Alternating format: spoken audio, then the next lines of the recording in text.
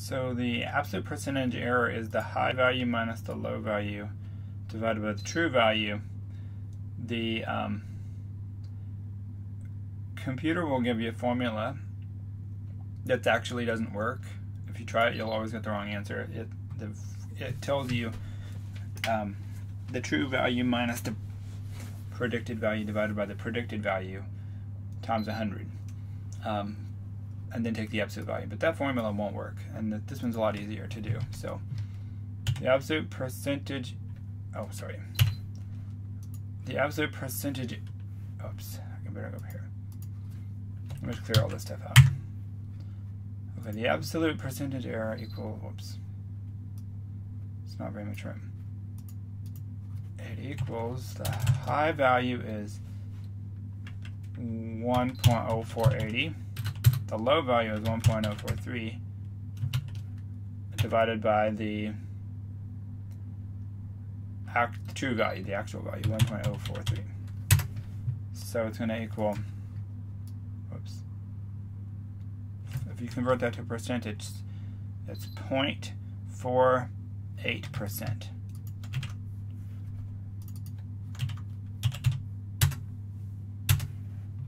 All right. So now,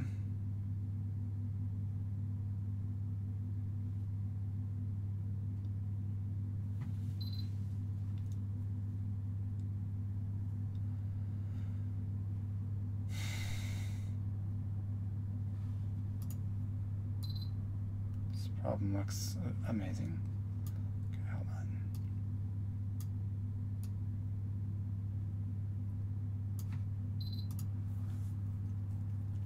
So they want us to predict the value for March of the first year. So the formula is equal to the intercept to start with, 0.165171. I'm getting that number from this number right there. And then plus lag 1, so 1.150065 times the price from 1 month ago. So what's 1 month ago before March? It would be February. So times the price in February is 0.966. Then lag 2, so it's negative 0.291934 times the price 2 months before. Lag 2 just means 2 months before, and that would be January. So times 0.951. And then we get the value, forecast, which is 0.9985, which rounds up to 0.999.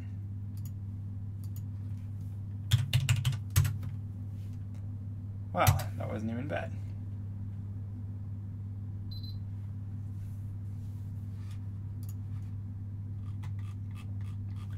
Okay, so for each of the following time series, suggest an appropriate model. How about weekly stock prices? They might go up and down unpredictably. So, if you study this, you a lot of times find that the randomness is impossible to predict. And that makes sense, because if somebody could predict it, they would be making billions and billions of dollars on the stock market. You could make like 3% on at least one stock every single day, and you'd have more money than anybody else in the whole entire world within just a year. So that would be, it's obviously impossible to predict the future.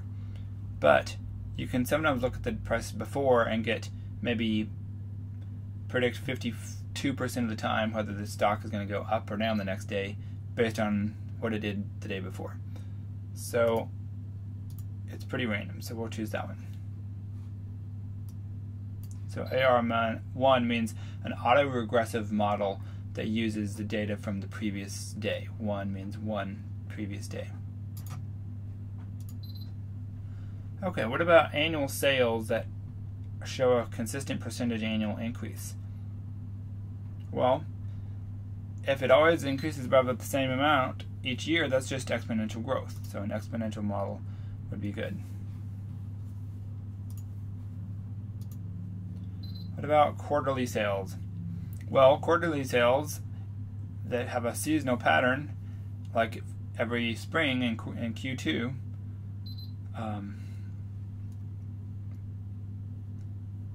that would be a seasonal model. Or since there's 4 seasons, you could also use an autoregressive model that has 4 lag variables representing the previous 4 seasons. Great.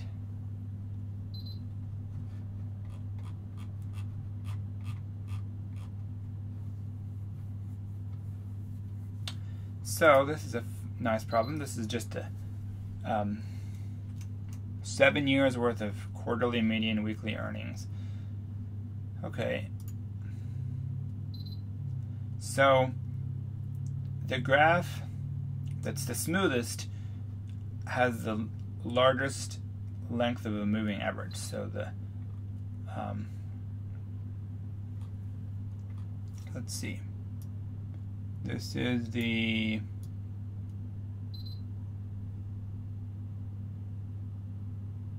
original at the top, and then this is somewhat smoother, just barely smoother. So in A, it would be the 2-week. Plot A would be the 2-week moving average, and plot B is the smoothest. The red line right there is the very smoothest. That's the 8-quarter moving average. Okay.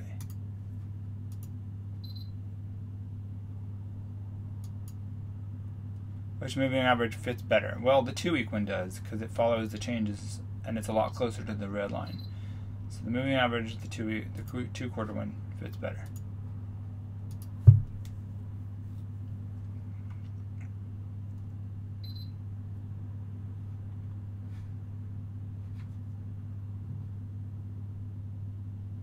Well, there's nothing necessarily good about the shorter moving average. It's just that there's something bad about the longer moving average. Since anytime that the data are going up, like that blue line, then the 8-quarter moving average, since it's averaging from 8 quarters before, that's 2 years ago, it'll always be underestimating what's going to happen in the future. So that's how come the 8-quarter moving average is so low. So since the series has a strong, consistent trend upwards, it's so complicated how it makes these sentences. But anyway, since the series has a strong, consistent trend, it doesn't even say upwards, but trend upwards, that means the longer span moving average would be dragged down below the series. Okay, great, 100%.